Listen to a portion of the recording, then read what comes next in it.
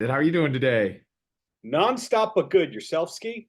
Same, man. I'm excited to be here, man. It's great to connect with you. Well, pleasure's mine. It's great to be speaking with you because you've been successful in so many different things. We're not just going to talk about the DJ career with the mixtapes, the realist, Dash Radio, Ski TV, the mixtapes, the Metaverse Handbook, etc.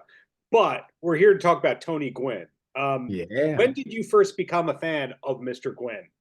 I mean, I fell in love with baseball as a kid, right? And anybody growing up in the 90s, Tony Gwynn was the greatest hitter that we ever saw in our lifetime. Especially the way the game has gone towards an extreme opposite. I don't think you're ever going to see a hitter like him again. Again, the closest comparison is probably Ted Williams, but I never got to see Ted Williams play live. So to me, Tony Gwynn is the greatest hitter of all time. And not only his skill on the field, but his leadership off the field. He was always the nicest guy. He was always smiling, always laughing. I never got to meet him personally, but you feel like you knew him. And I think, and the rumor, what everybody said was how incredible a human he was. So to be able to work with these things is just phenomenal. And for me, I feel like it's part of my job now to help keep that legacy alive. To a whole new generation that never got to see him play, and leverage my platform and audience to share my memories and my experience as a fan through these kind of historical artifacts that document why, in my eyes, he was, the greatest. You mentioned being a 90s kid, growing Yeah. up primarily in the 90s myself. I remember MTV had Rock and Jock, and that was The the first time that best. I really connected, like, oh, the musicians want to be athletes, the athletes want to be musicians. And you kind of realize that. What was your entry into the sports world for music? Same thing, right? Like growing up, I thought I was going to be a pro baseball player. I fell in love with music when I was, a teenager and knew that DJing was what I was going to do. So I shifted all my focus to that, but always was like obsessed and in love with sports. And through being in music, right? Like there was that exact crossover. Rock and Jock was my favorite thing in the world as a kid, right? Like somebody should bring it back. So loved that. And, as I got into being successful in the music world, all these athletes started wanting to come by the studios, and we started filming content with them, and I'd connect Kendrick Lamar with Kevin Durant, and we'd create songs, and they'd record a verse together, and then they'd go to a game together. And like, again, there was both sides were more intrigued by the other than, they were. And, every athlete, they don't want to talk about sports. Every rapper Yeah. doesn't want to talk about music. They want to talk about rappers want to talk about music, athletes want to talk about or athletes want to talk about music, rappers want to talk about sports. So like it was just a natural crossover for me to be in. And by being kind of in my position, that enabled me to get a deep look into the sports world. And from there, I figured, how to actually make a career of that, starting from, game day entertainment, empowering and DJing at, stadiums like University of Michigan, Minnesota Vikings, SoFi with the Los Angeles Rams, NASCAR, you name it, right? Just getting in embedding myself into that world. And, now at the Realist, kind of using my skills and my background as a storyteller to highlight and really present these artifacts that, I think are just insane and I love. And I've always been a collector my whole life. So it just all kind of came together. That was one of the things I actually wanted to know about. Is sometimes you find that people around entertainment and sports have nothing but memorabilia in their home. And then there's other people you'd never know what their profession is based on what they're looking around. You see behind me 8x11s and posters. There's Yeah. all the wall spaces taken up. For you in your home, is it all memorabilia all the time? Yeah, I just don't even have, I mean, it gets to the point where you just start putting stuff away, right? Because you have so much, and you like things Yeah. have life cycles, and that's why we're so excited. We've built, this built-in secondary market that allows, because I think, you might get sick of viewing anything if it's a painting or whatever. You might just want to move on from that. So we try to make it easy for our consumers to also do that with a click of a button. But yeah, like, it's as you see around me, and it's, there's no limits. The biggest challenge is figuring out what to display, right? So this auction, which people can still bid on as we talk for another week and a half or so, are you already thinking about the next auction, the next partnership? Does that is that how your workflow goes, where you're thinking 8 steps ahead? Yeah, I mean, for us, we're very fortunate. We have an incredible group of partners, like, working with the Gwynn estate and Mrs. Gwynn and his entire family has been amazing. I've known the family for a little while, and coming together on this project, which made sense. And again, I'm so excited by, even like looking at the way that we shoot and the kind of some of the content that we've put out and the reaction that we've gotten from fans, I can't wait to see what's going to happen with this. And there will be much more coming with the Gwynns as well as other, legacy, players in the States. But on the realist side, I mean, you probably see this crazy thing behind me where, launching an entire auction with Gladiator 2. We have all the props from the film, which is going to be, one of the, biggest, if not the biggest film of the year. And it's just not only a really incredible film. Gladiator 1 to me is one of the best films of all time. Gladiator 2 is incredible. We just got to see it a couple days ago. But the props are really cool. Like, even if you don't like Gladiator, it's Roman armor and helmets and stuff. So we have such cool things. And we have things from NFL teams. We have a partnership with the Miami Heat we're super excited about. We're even like upcycling items from the stadium as they did a huge renovation. I mean, it's really nonstop over here. So we're excited. For me, it's really working direct with a source. That's the way that we do it, The Realist. And in essence, allowing us to kind of give fans a new way to engage with fans in a way that hasn't been done from the source in a premium and really elevated way that not only, is an opportunity for people to own things in a business side, but something that really is great content and great storytelling. That's the foundation of what we try to do at The Realist.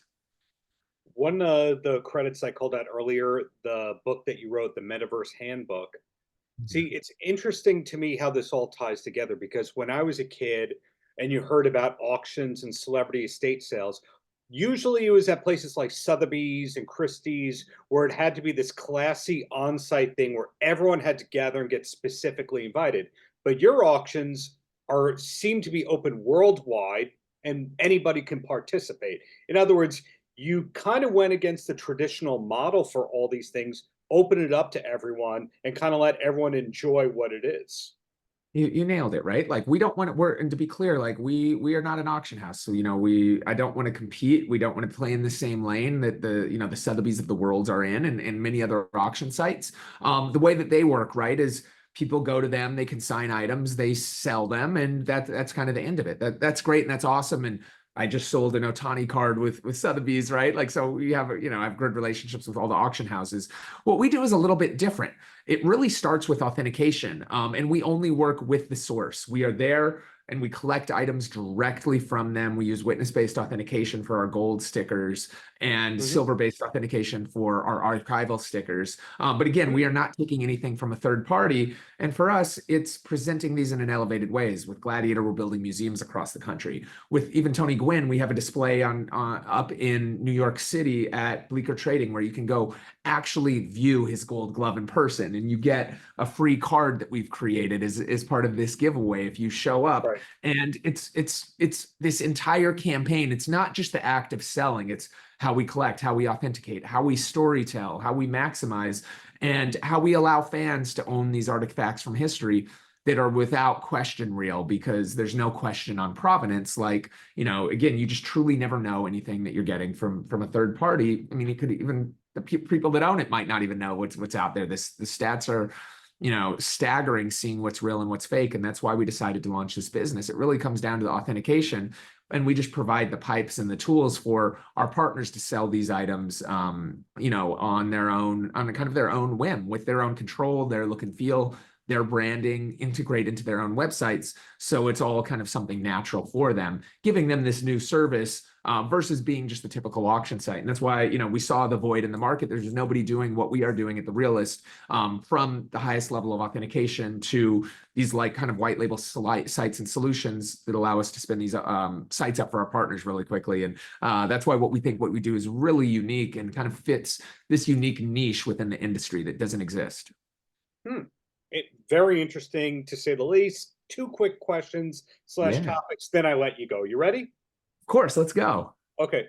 The first one has to do with your success in a variety of areas that 15 years ago people would have thought were disconnected, not related to one another. Music, sports, yes, we see the crossover there, but internet, no, athletes wouldn't have anything to do with the internet. You've crossed all these lines. Is there still a field that you're hoping to do work in? For example, could we ever see a restaurant group related to what you do? Man, I would never put anything out of the question knowing the way my life has gone, right? Like I'm very fortunate. I've always, no matter what I do, there's always a unique through line through it. And it's stuff that's passions of mine, right? Like Mhm. music, sports, entertainment. So I feel like while it's work, I never truly work like a day in my life. I really figure out how to, spend my time and my energy and my resources towards things I'm really interested in love. And I'm super blessed that I've been able to do that. The future holds, who knows, right? Like I think that, I would have, never anticipated launching the Realist, or a company that's focused on really security and authentication at the core. We just saw there being a need, and I happen to know, I think, have an outsized knowledge for this industry, given my experience as, a collector, somebody that managed and ran a fund where we were buying $1 million pieces of memorabilia and sports cards and investing in companies. And we saw this lane, and I thought that I had this unique skill set, connections, and also understanding as a collector of how to build what this would look like. And Mhm. I think you're going to see us integrate a lot more digital technology in these things in the future. I think showcasing, how you own these items as a collector at home in a digital era is going to be wildly important. I think we're still early on that, but we're building the tools early on. And I think, we'll become much more valuable over time for that. But like, look, we'll see where the world takes us. I've learned to never make any commitments. It's funny, even in talking in sports and music. I remember a long time ago, a friend of mine, Jerry Lorenzo, who now runs Fear of God, one of the incredible brands out there. He was working for the Dodgers, and I'd started to make it as a DJ, and I was like, yeah, we should have like a DJ at the games. He's like, man, sports DJing, it'll never happen. They just don't get it. Now it's a commonplace. Every sports team has it. When I started my work in the NFL, I don't believe any other team had a DJ. I could be off, but if not, one of the first. And we really kind of pioneered the way, and have done a lot of things that have won awards, and now that a lot of other teams copy. So for me, I always just try to, have fun, find my lane, and see how I can innovate and create a new path. I don't like following what others have done. I like trying to do something new. It's a lot harder, but that's where the creativity comes into play. Last question is a music one. And the more time that goes by, the more people know that corporate gigs and private gigs and really unique concerts happen, not just the ones we see advertised at arenas and theaters and clubs. I'm curious what the last concert that you went to was. Ooh. Fun. Last Keep in mind that most likely, if your career is musician, you go, the last thing that I want to do for fun is go to a concert. But then It's you so come around, something resparks and revitalizes for you. So you nailed it, right? Like it becomes work at a certain point, which is unfortunate. Even like sports and all these things. Like anytime you do it for a living, it does Yep. kind of become work. Bad example, right? Like even the World Series, like, I got to go to the World Series, meet somebody I there. gotta go. Yeah, I Not know. I'm get like, I feel to. so bad for me. That's awful. And by the way, I had the time of my life, especially it was game one, right? When Freddie Freeman hit Totally. the walk off, like one of the greatest moments I've experienced in sports history. So it's like those type of things reignite you. You never know. You could be like, oh, it's just another game. And I was like, look, I'm on a schedule. I haven't had a night off in 28 days. So I'm like, that's where I'm just like tired and want to be home. Don't pity me for having to go to the World Series, but there still is that. In music, right? Same thing, right? Like, going to, we're working with Usher right now. So was just at one of his shows, incredible performer, right? And like just Yeah. hearing those songs that you grew up on, I'm like, this is wild to be working with him and things like that. But concert I went out of the blue with recently was Hans Zimmer. Just incredible, right? Like didn't know what to expect. He's obviously like an incredible scorer, and there's typically not like live shows. I've seen him before at Coachella and stuff perform, and it was amazing. But watching his show, like I was blown away by how big he went on production of it and how intricate each scene was. It was a really, really good show. So yeah, it was kind of something out of the blue that I didn't expect and kind of went to on a whim, and was just, incredible and inspiring, as you said. You just got to sometimes show up. That is not the answer I was expecting. The legendary Hans Zimmer. So I Hans guess Zimmer. expect the unexpected with Skee. Exactly, Darren. You should know that by now. Paltrocast.